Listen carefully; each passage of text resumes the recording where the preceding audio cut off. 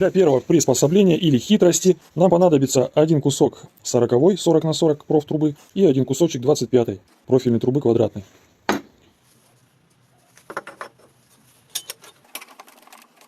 Чтобы было удобно делать разметку, я взял струбцину и стянул угольник и профильную трубу. Теперь прикладываем линеечку, берем маркер и делаем отметку, чтобы получился угол 45 градусов.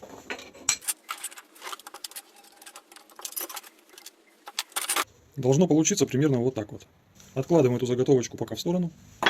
И то же самое нужно проделать с 40-й профильной трубой. Прошу обратить внимание, что вот этот край нужно идеально сточить под 90 градусов.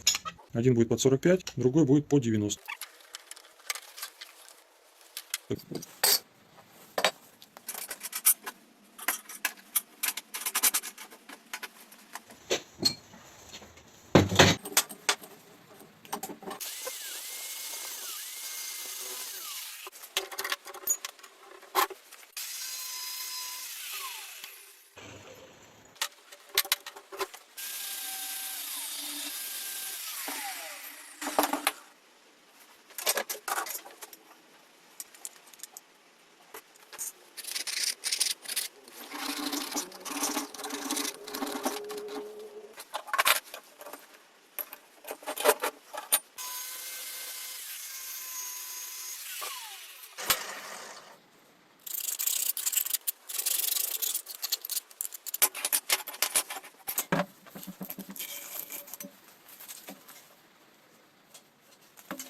Получилось два вот таких вот шаблона для быстрой разметки профильной трубы. Например, нужно мне отрезать 15-ю трубу под 45 градусов.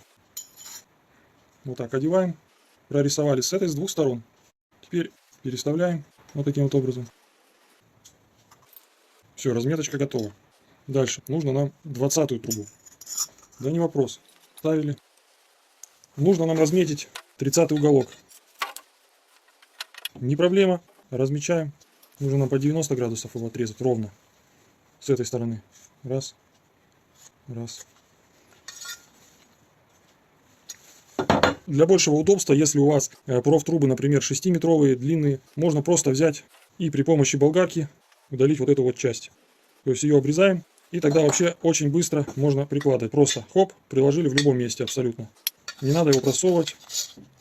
Вот и все. Но мне удобно работать с такими, так как длина труб обычно у меня короткая. И мне проще просунуть, очень удобно с двух сторон, а то и с этой стороны также разметить. Вот такие вот шаблончики получились. Сделайте их себе один раз, и вам хватит надолго. Для следующей хитрости нам понадобится обычный отрезок листового металла.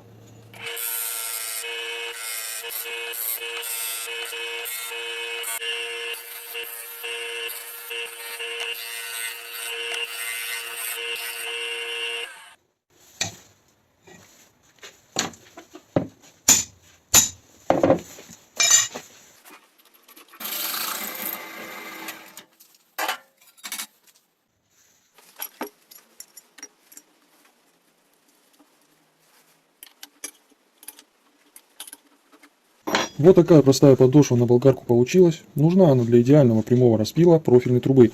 Особенно будет полезно новичкам и тем, у кого не набита еще рука. Чуть не забыл, еще одна хитрость. Чтобы не закусывала диск болгарки, нужно установить его картинкой вовнутрь, так как со стороны картинки установлена центрующая шайба. Или вырезать прокладку из бумаги. Если вам не нравится, когда внутри кожуха скапливается нагар и разная кака, как в этом случае, то можно поступить очень просто. На внутреннюю часть защиты наклеиваем малярный скотч, а в конце работы его просто выбрасываем, и кожух остается как новый.